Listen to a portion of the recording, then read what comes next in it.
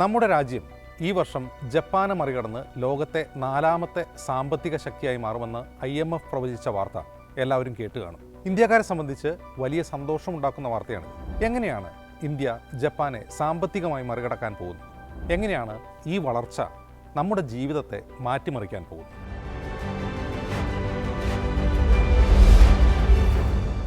ഒരു രാജ്യം ഒരു സാമ്പത്തിക വർഷം ആകെ ഉൽപ്പാദിപ്പിക്കുന്ന സാധനങ്ങളുടെയും സേവനങ്ങളുടെയും ആകെ തുകയാണ് മൊത്ത ആഭ്യന്തര ഉൽപ്പാദനം. നമ്മൾ ഇന്ത്യക്കാർ ഈ സാമ്പത്തിക വർഷം ആകെ ഉൽപ്പാദിപ്പിക്കുന്ന വസ്തുക്കളും നമ്മൾ നൽകുന്ന സേവനങ്ങളുടെയും ആകെ തുകയാണിത്. ഇത് ഇന്ന് ലോകത്തെ പല സമ്പന്ന രാജ്യങ്ങളുടേതിനേക്കാളും വലുതാണ്. വികസിത രാജ്യങ്ങളായ UK, ജപ്പാൻ, ഫ്രാൻസ് എന്നിവയേക്കാൾ സമ്പന്നമാണ് നമ്മുടെ രാജ്യം എന്നാണ് ഇതിനർത്ഥം. എന്നാൽ 1ാം സ്ഥാനത്തുള്ള അമേരിക്കയുടെ സമ്പത്ത് നമ്മുടേതിൻ്റെ 7.5 മടങ്ങുണ്ട്. ചൈനയുടേത് നമ്മുടേതിനേക്കാൾ 5 മടങ്ങ്. നമുക്ക് തൊട്ടു മുമ്പിലുള്ള ജർമ്മനിയുമായി ചെറിയ വ്യത്യാസമേ നിലവിലുള്ളൂ. എങ്ങനെയാണ് ഈ വളർച്ച ഇന്ത്യ സാധ്യമാക്കിയത്? സംശയം വേണ്ട, നമ്മുടെ ജനസംഖ്യ തന്നെ. ഇന്ത്യയിലെ 140 കോടി ജനങ്ങളിൽ 65%-ലധികം 35 വയസ്സിൽ താഴെയുള്ളവരാണ്. അതായത് ജനസംഖ്യയിലെ ഭൂരിഭാഗം പേരും പണിയെടുക്കാൻ ശേഷിയുള്ളവരാണ് എന്നാണ് അർത്ഥം. നമ്മൾ മറികടന്ന ജപ്പാനാകട്ടെ ജനസംഖ്യയുടെ കാര്യത്തിൽ ആശങ്കയിലാണ്. ജപ്പാനിലെ 29% ജനങ്ങളും 65 വയസ്സിന് മുകളിലാണ്. കഴിഞ്ഞ വർഷം അവിടെ 16 ലക്ഷം പേർ മരിച്ചപ്പോൾ ജനിച്ചത് വെറും 7 ലക്ഷം കുട്ടികൾ മാത്രമാണ്. കഴിഞ്ഞ 125 വർഷത്തെ ചരിത്രത്തിൽ അവിടെ ഉണ്ടായ ഏറ്റവും വലിയ കുറവാണ് അത്. അവിടെ യുവതലമുറ വിവാഹിതരാവാനും കുട്ടികളെ ഉൽപ്പാദിപ്പിക്കാനും സന്നദ്ധരാവുന്നില്ല എന്നതാണ് കാരണം. ഒരു രാജ്യത്തെ ജനസംഖ്യ അതേപടി നിലനിൽക്കണമെങ്കിൽ ശരാശരി ഓരോ ദമ്പതികൾക്കും 2.1 കുഞ്ഞുങ്ങൾ ജനിക്കണം. എന്നാൽ ജപ്പാനിൽ അത് 1.23 മാത്രമാണ്. ജപ്പാൻ നേരിടുന്ന പ്രതിസന്ധി ഇതിൽ നിന്ന് വ്യക്തമായത്. അപ്പോൾ ജനസംഖ്യ കൂടിയാൽ സാമ്പത്തിക വളർച്ച കൂടും എന്നർത്ഥമുണ്ടോ? ഇല്ല. സാമ്പത്തിക വളർച്ച കൂടണമെങ്കിൽ സാമ്പത്തിക പ്രവർത്തനം ഊർജിതമാകണം. ഇന്ത്യ പോയ 2 പതിറ്റാണ്ടിനിടയിൽ നേടിയിട്ടുള്ള ത്വരിതഗതിയിലുള്ള സാമ്പത്തിക വളർച്ചയ്ക്ക് പിന്നിൽ മറ്റ് പല കാരണങ്ങളുമുണ്ട്. കഴിഞ്ഞ 20 വർഷത്തിനിടെ ഭരിച്ചത് 1ഉം 2ഉം UPA സർക്കാരുകളും മോദിയുടെ 3 സർക്കാരുകളുമാണ്. ഇവയുടെ സാമ്പത്തിക നയങ്ങൾ നമ്മുടെ സാമ്പത്തിക വളർച്ചയെ വളർത്താനും തളർത്താനും ഇടയാക്കിയിട്ടുണ്ട്. അതിനു മുൻപ് ജപ്പാനെ സാമ്പത്തികമായി നമ്മൾ മറികടന്നു എന്ന വസ്തുത നമ്മുടെ ജീവിതത്തെ എങ്ങനെ മാറ്റിമറിക്കും എന്ന് നോക്കാം. ഈ വാർത്ത വന്നിട്ട് നമ്മുടെയൊക്കെ ജീവിതത്തിൽ എന്തെങ്കിലും മാറ്റമുണ്ടായോ? ജപ്പാൻകാരേക്കാൾ നല്ല നിലവാരത്തിലാണോ നമ്മൾ ജീവിക്കുന്നത്? അല്ല എന്നാണ് ഐക്യരാഷ്ട്രസഭ പറയുന്നത്. നമ്മുടെ ജീവിത നിലവാരം, ഓരോരുത്തരുടെയും സമ്പാദ്യം, ഇതിനെയൊക്കെയാണല്ലോ നല്ല ജീവിതം എന്ന് പറയുന്നത്. ജപ്പാനെ നമ്മൾ സാമ്പത്തികമായി മറികടന്നു എന്ന് പറയുമ്പോൾ എന്തുകൊണ്ടാണ് നമ്മുടെ ജീവിതം ജപ്പാൻകാരേക്കാൾ മോശമാവുന്നത്? അവിടെയാണ് ഈ സാമ്പത്തിക വളർച്ചയെക്കുറിച്ചുള്ള നമ്മുടെ രാഷ്ട്രീയക്കാരുടെ അവകാശവാദങ്ങളുടെ പൊള്ളത്തരം തെളിഞ്ഞു വരിക. നമ്മുടെ ആളോഹരി വരുമാനം, അസമത്വ നിരക്ക്, ആയുർദൈർഘ്യം, സാക്ഷരത, വിദ്യാഭ്യാസം, ആരോഗ്യ സംവിധാനം എന്നിവയിൽ ജപ്പാനേക്കാൾ വളരെ താഴെയാണ് ഇന്ത്യയുടെ സ്ഥാനം. ഇതിനെക്കുറിച്ച് പറഞ്ഞാൽ രാഷ്ട്രീയ നേതൃത്വം പറയും, നമ്മുടെ ജനസംഖ്യ വളരെ വലുതാണ്, ഇത്രയും ജനങ്ങളെ തീറ്റിപ്പോറ്റാൻ സർക്കാർ പാടുപെടുകയാണ് എന്നൊക്കെ. അപ്പോൾ നമ്മുടെ ജനസംഖ്യ വർദ്ധിച്ചപ്പോൾ സാമ്പത്തിക വളർച്ച ഉണ്ടായി എന്ന് പറഞ്ഞതോ? അവിടെയാണ് ട്വിസ്റ്റ്. ഇന്ത്യയിൽ നിലനിൽക്കുന്ന അസമത്വത്തിലേക്കാണ് അപ്പോൾ നമ്മൾ നോക്കേണ്ടത്. 2022 അഥവാ സ്വാതന്ത്ര്യത്തിൻ്റെ 75ാം വാർഷികത്തിൽ ഇന്ത്യ 5 ട്രില്യൺ എക്കോണമി ആകുമെന്നായിരുന്നു പ്രധാനമന്ത്രി നരേന്ദ്രമോദി പ്രഖ്യാപിച്ചത്. ഏതായാലും 2025 നമ്മളതായിട്ടില്ല. ഒരു പക്ഷേ 2030 ആവുമായിരിക്കും. ഈ 5 ട്രില്യൺ എന്ന് പറഞ്ഞാൽ 5 ലക്ഷം കോടി രൂപയുടെ സാമ്പത്തിക വ്യവസ്ഥ എന്നാണ് അർത്ഥം. നിലവിലത് 4.19 ലക്ഷം കോടിയോ മറ്റോ ആണ്. ഈ 4 ലക്ഷം കോടി രൂപയിൽ 40% ഇന്ത്യയിലെ 1% മനുഷ്യരുടെ കയ്യിലാണ്. നമ്മുടെ രാജ്യത്തിൻ്റെ സമ്പത്തിൻ്റെ 70% കൈവശം വെച്ചിട്ടുള്ളത് ഈ രാജ്യത്തെ 10% മനുഷ്യരാണ്. ഇതിന് മറ്റൊരർത്ഥം കൂടിയുണ്ട്. ഈ രാജ്യത്തെ 50% മനുഷ്യരുടെ കയ്യിലുള്ളത് ഈ രാജ്യത്തെ മൊത്തം സമ്പത്തിൻ്റെ വെറും 3 മുതൽ 6% വരെ മാത്രമാണ്. അതായത് 10% സമ്പന്നന്മാർ. ജനസംഖ്യയുടെ പകുതിയും ദരിദ്ര ജനവിഭാഗങ്ങൾ.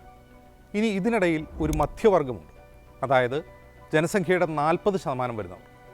അവരുടെ കയ്യിലുള്ളത് രാജ്യത്തിൻ്റെ സമ്പത്തിൻ്റെ 30%. ഉള്ളവനും ഇല്ലാത്തവനും തമ്മിലുള്ള അന്തരം വലുതാണ് എന്നർത്ഥം.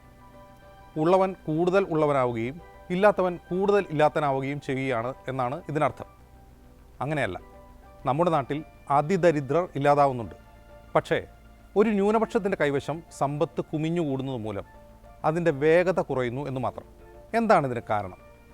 നമ്മെ ഭരിക്കുന്നവരുടെ സാമ്പത്തിക നയങ്ങൾ ഇതിനെ സ്വാധീനിക്കുന്നുണ്ട്. 10 വർഷത്തെ UPA ഭരണവും 11 വർഷത്തെ NDA ഭരണവും ഈ 20 വർഷത്തെ സാമ്പത്തിക വളർച്ചയിലും നമ്മുടെ ജീവിത നിലവാരത്തെയും എങ്ങനെ സ്വാധീനിച്ചു എന്ന് കൂടി നോക്കാം. ഒന്നാം UPA സർക്കാർ അധികാരത്തിലേറുമ്പോൾ ഇന്ത്യ സാമ്പത്തിക രംഗത്ത് 12ാം സ്ഥാനത്തായിരുന്നു. രണ്ടാം UPA സർക്കാർ അധികാരമൊഴിയുമ്പോൾ ഇന്ത്യ 10ാം സ്ഥാനത്ത്, അതായത് 2 സ്ഥാനം മുകളിൽ കയറി. എന്നാൽ കഴിഞ്ഞ 10 വർഷത്തിനിടെ ഇന്ത്യ 6 സ്ഥാനമാണ് മുകളിലേക്ക് കയറിയത്. UPA കാലത്ത് ഇന്ത്യയുടെ വളർച്ചാ നിരക്ക് ശരാശരി 7.5%. എന്നാൽ മോദി സർക്കാരിൻ്റെ കാലത്ത് അത് ശരാശരി 6.8% കുറഞ്ഞു. 2016 നോട്ട് നിരോധനത്തിന് ശേഷം ആണ് ഇന്ത്യയുടെ വളർച്ചാ നിരക്ക് കുറഞ്ഞത്. ഇടയ്ക്ക് ചാഞ്ചാട്ടം ഉണ്ടാവുന്നതൊഴിച്ചാൽ മിക്കവാറും UPA കാലത്തേക്കാൾ കുറവാണ് മോദി ഭരണത്തിൽ നമ്മുടെ വളർച്ചാ നിരക്ക്. അപ്പോൾ UPA കാലത്തെ വളർച്ചാ നിരക്ക് നിലനിർത്തിയിരുന്നെങ്കിൽ ഇന്ത്യ പണ്ടേ ജപ്പാനെ മറികടന്നേനെ എന്ന് സാരം. 2 സർക്കാരുകൾക്കിടയിൽ നമ്മുടെ ജീവിതത്തിന് എന്തായിരുന്നു മാറ്റമെന്നാണല്ലോ പരിശോധിക്കേണ്ടത്. അക്കാലത്ത് ജീവിച്ചിരുന്നവർക്ക് അത് ഓർത്തെടുക്കാൻ കഴിയുമായിരിക്കും. എന്നാൽ കണക്കുകൾ എന്താണ് പറയുന്നതെന്ന് നോക്കാം. ആളോഹരി GDP നോക്കിയാൽ UPA കാലത്ത് $635 നിന്ന് 2014 ആകുമ്പോഴേക്ക് $1560 വർദ്ധിച്ചിട്ടുണ്ട്. 14 കോടി മനുഷ്യരെ ദാരിദ്ര്യരേഖയ്ക്ക് മുകളിലാക്കി. ഈ വളർച്ചാ നിരക്ക് മോദിയുടെ കാലത്തുണ്ടായിരുന്നെങ്കിൽ നമ്മുടെ ആളോഹരി GDP വൻതോതിൽ വർദ്ധിക്കുമായിരുന്നു. പക്ഷേ രണ്ടാം മോദി സർക്കാരിൻ്റെ കാലത്ത് അത് കഴിഞ്ഞ 35 വർഷത്തെ ഏറ്റവും കുറഞ്ഞ നിരക്കിലായിരുന്നു. UPA സർക്കാരിൻ്റെ കാലത്ത് ആഗോള സാമ്പത്തിക പ്രതിസന്ധി, ഉയർന്ന ആഗോള വിലക്കയറ്റം എന്നിവ പ്രതിസന്ധിയായിരുന്നു. മോദി സർക്കാരിനെ സംബന്ധിച്ച് പക്ഷേ കുറഞ്ഞ എണ്ണവില എന്ന ഒരു ആനുകൂല്യം സർക്കാരിന് ലഭിച്ചു. എണ്ണവില കുറഞ്ഞിട്ടും നികുതി ഉയർത്തി നിർത്തി ഖജനാവിലേക്ക് വരുമാനം ഉണ്ടാക്കാനും സാധിച്ചു.